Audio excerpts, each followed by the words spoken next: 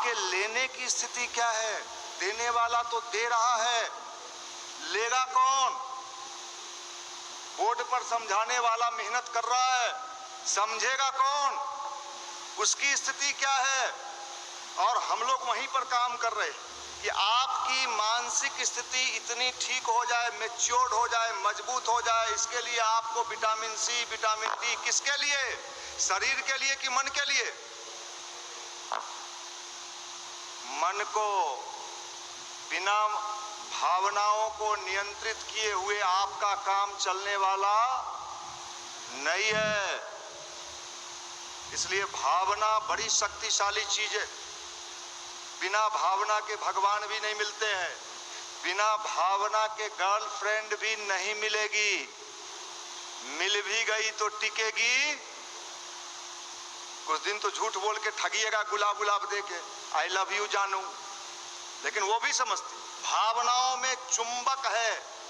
भावना में क्या होता है? आप जैसे भावना के रहोगे वैसे ही लोग आपके इर्द गिर्द मिलेंगे।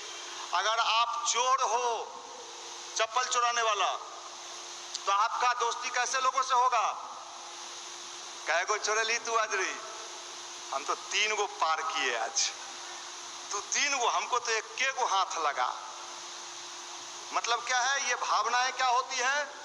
किस चीज का काम करती है? चुंबक।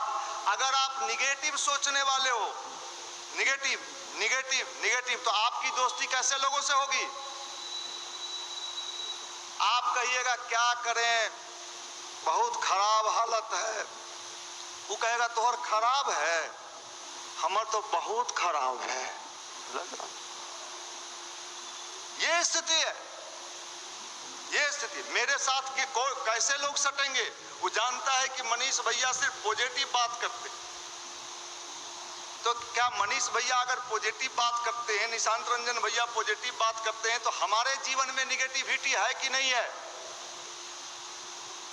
है, क्योंकि हम भी मनुष्य हैं। लेकिन हमने अपने निगेटिविटी को कुचलना सीख लिया।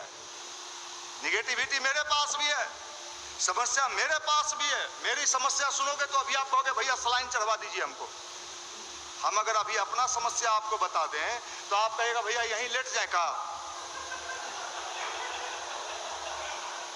सही बता रहे। लेकिन उसके बाद भी देखिए, संडे को आपके पास मुस्कुराता हुआ सुंदर कुर्ता धारण झकझकाए हुए आपके पास आके मुस्कुरा रहे हैं। मुस्कुराना ही जिंदगी है भैया।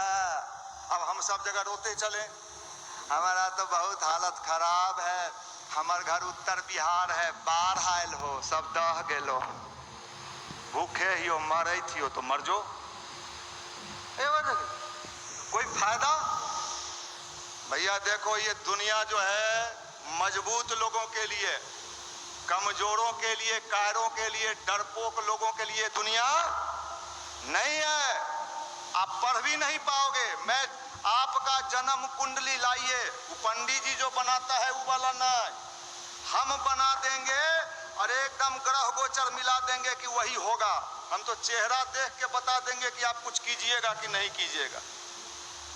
आकृति बहुत कुछ बोलता है। गुरुजी ने एक किताब लिखा है, आकृति देख के प्रकृति की पहचान। हम तो चेहरा थोबड़ा देखते हैं, माल टेब लेते हैं। ये लड़का समय काट रहा है, कुछ करने वाला नहीं है, ये बैगन भी नहीं बेच पाएगा। माफ करना, आप भी चाहते हो कि बैगन बेचो? कितने लोग इसमें बैगन बेचना चाहते हैं? जींस वाला बैगन, हम जींस पहन के बैगन बेचते हैं। भैया बैगन बेचना खराब बात है?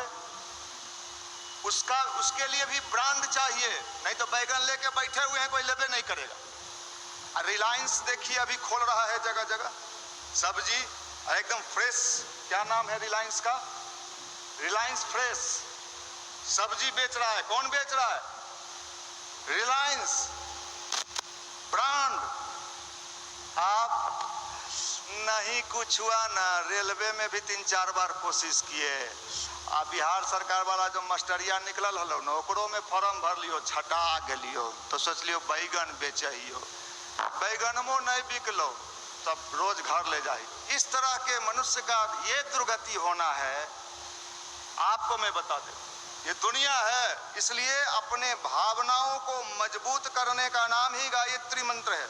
गायत्री मंत्र ही वो टॉनिक है जो आपके अंदर के भावनाओं को क्या प्रदान करता है, वो एनर्जी ड्रिंक है। किसका? आपके मन की शक्ति को मजबूत करने के एनर्जी ड्रिंक का नाम क्या है? क्या नाम है? बोलिए, जोर से बोलिए। गायत्री मंत्र। भगवानों देख रहा होगा कि इसको नौकरी देंगे तो ससुरा कंपनियों डुबा देगा, सिपाही देंगे तो अपने मार खा के आ जाएगा, हमरा मार दे लो, ससुरा थोड़ा पूछ दे तो। कल तक आपके सामने जो भाव से कहने वाले थे, आज आपके समय पर उदंडता के साथ वो पेश होते हैं। ये तो प्राकृतिक गुण है, प्राकृतिक गुण है। यही अध्यात्म बैलेंस करता है और यही गायत्री मंत्र बैलेंस करता है और यही आपका खान पान। बार बार क्यों कहा जाता है जड़ी बूटी का सेवन करे, जड़ी बूटी का सेवन करे, जड़ी बूटी का सेवन करे? मेधा के बारे में, नवयौवन के बारे में, गिलोय के बारे में, हल्दी के बारे में, दालचीनी के बारे में क्यों कहा जाता है? प्रकृति द्वारा दिए गए चीजों को जब हम अपने अंदर ले जाते हैं तब प्राकृतिक गुण पैदा होता है। नीम का पेड़ आप सब जानते हैं कितना लाभकारी है, प्राकृतिक गुण है अपने, वो तो स्वयं प्रभावित होता ही है, समाज को भी प्रभावित करता है। पीपल का पेड़ सब लोग जानते हैं, ऑक्सीजन के मामले में। बरगद का पेड़ छां भी देता है, पथिक को बैठने के लिए ऑक्सीजन भी देता है। मेरे मित्र, आपको जोड़ने का प्रयास गायत्री मंत्र से ये नहीं है कि आप बाबा बन जाइए। कल के डेट में गार्जियन का पीओ का है नहीं निकाला, हम गायत्री जपते हैं, तुम्हारा गायत्री जपने से कल्याण हो जाएगा। तब पता चला गार्जियन लाठी लेके तुमको 10 लाठी दिया, फिर आया खोजने की कौन हमरा बेटा को जपवाया, गायत्री बाबा बन गया। बाबा नहीं बनना है, आप बनेंगे भी नहीं बाबा, आप तो 2 दिन में नंबर खोजने लगते हैं। बाबा कहां से बनिएगा? तो यहाँ पर आपका चेक एंड चेंज वाली पॉलिसी दी जाती है, अंदर डाली जाती है। अगर आप साधनात्मक, वो आपका अपना गुण नहीं है, इस भ्रम में नहीं आ जाइएगा कि लोग हमसे काफी प्रभावित हो रहे हैं। आपसे कोई प्रभावित नहीं हो रहा है, बस इनकी शरण में बैठने के बाद जो कॉस्मिक एनर्जी आपकी बॉडी में ट्रांसफॉर्म हुई है, यानी जो दैवीय शक्ति है, यानी जो आध्यात्मिक ताकत है, वो शक्ति आपको अब अच्छा बना रही है। अब उस अच्छाई के रास्ते पर 4 कदम चल के फिर आप मुड़ जाइए, ये आपकी मर्जी है। अब आपको लगेगा कि गायत्री मंदिर में जाएंगे, बात करते रहेंगे, ठीक है। एक तरफ आप एनर्जी लिए, एक तरफ आपने पाइप से मोटर चलाकर पानी टंकी में भरा और दूसरे तरफ नल खोल दिए, क्या वो टंकी बराबर भर पाएगा? टूटी फूटी भाषा में आपको समझा रहे हैं। एक तरफ तो गायत्री की साधना भी कर रहे हैं, युवा मंडल में आ भी रहे हैं, और दूसरा तरफ घुमा भी रहे हैं। घुमाते घुमाते एक दिन आप घूम जाइएगा। वहां पर स्वाध्याय की आवश्यकता है। परमात्मा देता है, लेकिन देने के साथ परीक्षा लेता है। पढ़ाई होगा तो एग्जाम तो देना पड़ेगा भाई, हंस के दीजिए या रोक के दीजिए। अब कहिएगा भैया खाली पढ़ाते रहिए, मेरा टेस्ट नहीं लीजिए, पता कैसे चलेगा कि आपको जो पढ़ाया गया उसमें कितने % आपने गेन किया?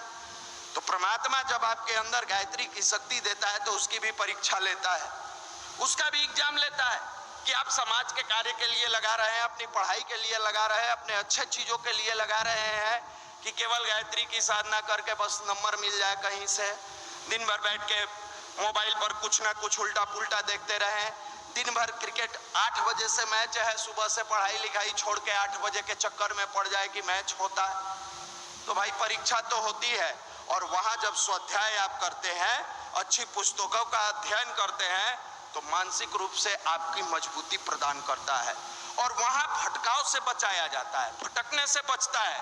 और फिर उस 180 दिन के बाद अगले 180 दिन स्वाध्याय के साथ अगर आपने सकारात्मक दिशा में कदम को बढ़ाया तो संयम आता है। तीसरा संयम आता है। संयम इतना आसान नहीं है, कह देना जितना सरल है उतना अपनाना कठिन है। हम लोग इजली यहाँ से भैया के बारे में कह देते हैं 26 साल से लहसुन प्याज नहीं खाते हैं, 26 साल से बाहर की चीजों का सेवन नहीं करते हैं। 26 दिन कभी छोड़ के देखिएगा, आपकी औकात पता चल जाएगी। जब जब रास्ते से गुजरिएगा और तला हुआ समोसा नजर आएगा, मन में आएगा भैया यहाँ थोड़े देख रहे हैं, एगो आज भर खा लेते हैं। ये आज वाला फिर कभी नहीं जाता है, कुछ दिन के बाद आज भर। संयम तब आएगा जब फिर प्राकृतिक चीजों से जुड़े रहिएगा, फिर उसी जगह आना होगा। जड़ी बूटी का सेवन कीजिए, मस्तिष्क को बेहतर बनाए रखिए, साधना को स्ट्रॉन्ग बनाइए। संयम शब्द से नहीं आएगा। संयम के लिए भाव बनाना पड़ता है, मनोभूमि बनाना पड़ता है। जैसे किसी वृक्ष को लगाने के लिए, किसी पौधे को लगाने के लिए किसी खेत में बोना होगा तो निराई करना पड़ता है, जुताई करना पड़ता है, और वो खेत उर्वरा होना चाहिए। आपके मस्तिष्क को उर्वरा बनाया जाता है।